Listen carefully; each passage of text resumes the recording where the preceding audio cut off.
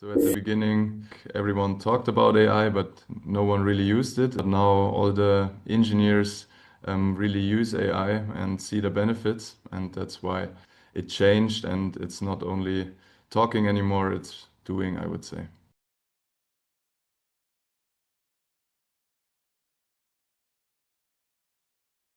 Build automation foundation first. Agentic AI or multi-agent systems sounds great.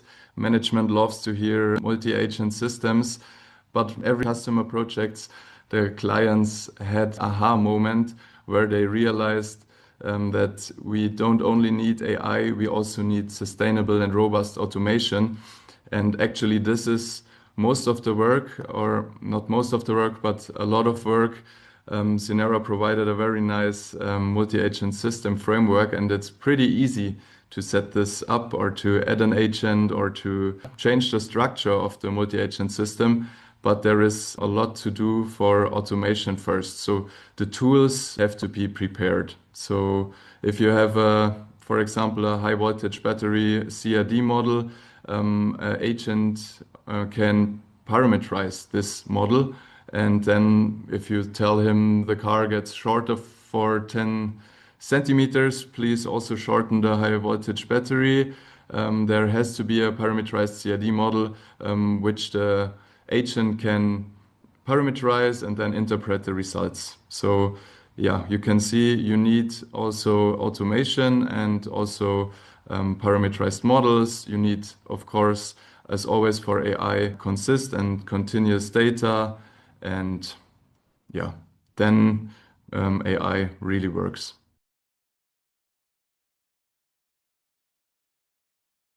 We standardized our inputs to the process. So we made this form that you fill out of this structure, here are all the requirements, and define the requirements tightly.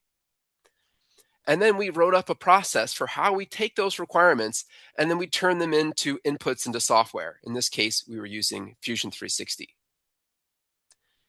And then when we found out about Synera, we thought, well, hey, we have standard inputs, we have a process. Let's turn that into a workflow, basically turn it into code. So we had actually a couple brilliant interns who were able to get this working in about a week. And the power of this is when you've turned your process into code, you can just put it into other loops and you can use it on a vast variety of applications. So something that's sort of analogous to this tip tilt bracket you can do with this workflow, or you can do something like this. Same workflow, very different structure. And it's interesting for this particular piece, the inputs came from an AI agent. They actually didn't come from a human operator.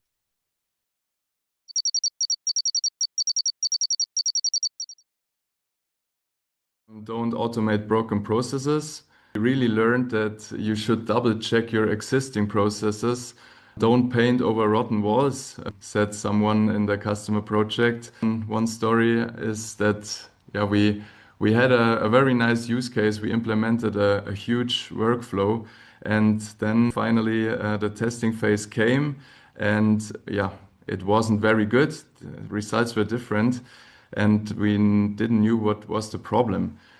And we figured out the engineer who guided us through the user journey wasn't the engineer who provided us the results. So every engineer did the process slightly different, and therefore the testing did not fail, but wasn't as good as expected. And what we did was we consolidated the process and made one optimized process, and every engineer brought the best parts of his process to the overall process. And then in the end, everything worked, and the testing was also successful.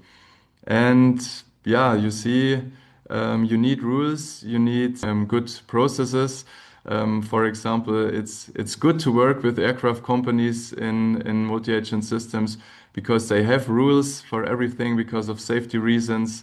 Please double check the process because AI can accelerate the workflows, but it won't fix the broken or efficient ones.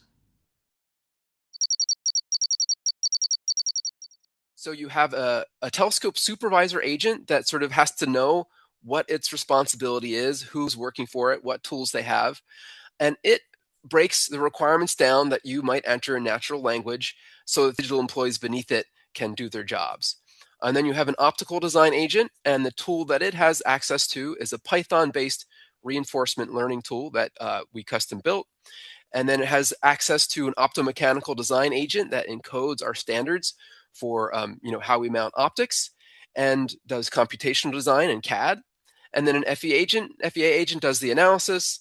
If you have active mirror elements, you may need a harnessing agent, and then a reporting agent to make sense of it to the human. And now to look at that really fast in action, you have the supervisor agent that you're connecting up to a large language model. And then you're giving it the information about, what employees it has, what they're going to do, what the inputs and outputs to expect are. And then you're wiring it up to the other agents. So it's giving it a communication path. And then you're enabling the agents to communicate with each other, and also telling each of those agents, what their responsibility is, what tools they have so they can do their job. Now you're going to see interacting with the system. In this case, we're using like an evaluation set from this bright mirror constellation and giving it, the inputs that you want that telescope to perform. And now it's taking those inputs and it's turning them to the standardized inputs that the agents are going to expect.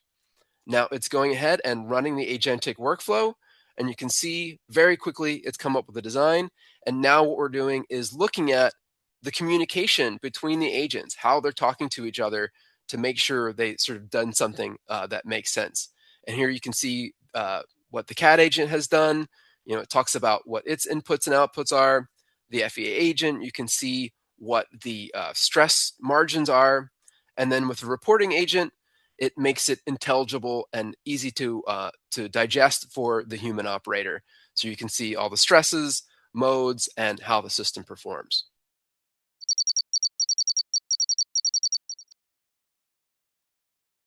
Structure your multi-agent systems. You don't have to try hard to get a very big workflow. Things are getting very complex. Also, for example, the prompts for agents, especially the supervisor agents, get a lot of information about the background, the goal of this task, about the other agents.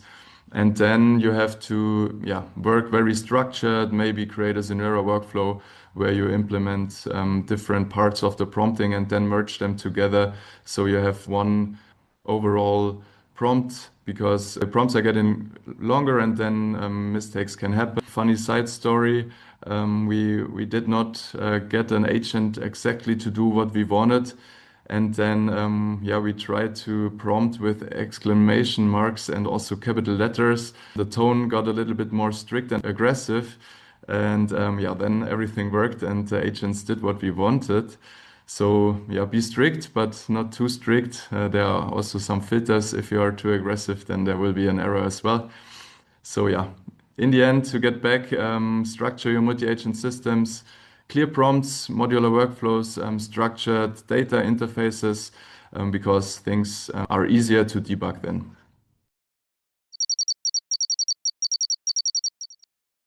Keep humans in the innovation loop.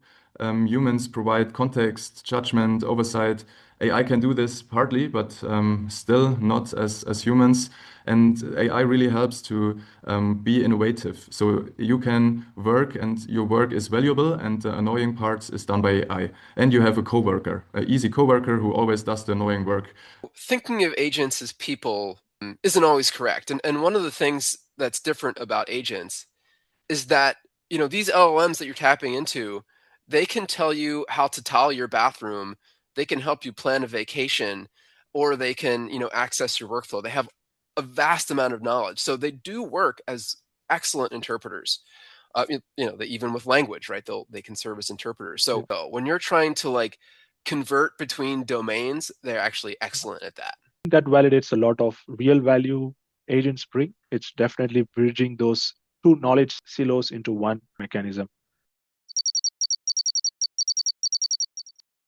If you think about what agents do in the system, they convert our natural language goals into a standardized set of inputs. So the tools and other agents know how to deal with them.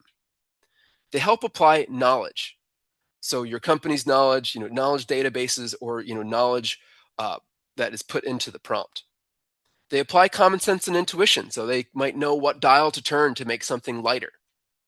They orchestrate the automation of tools, they communicate with each other, and they help us interact with the outputs in a human understandable way and act as design collaborators.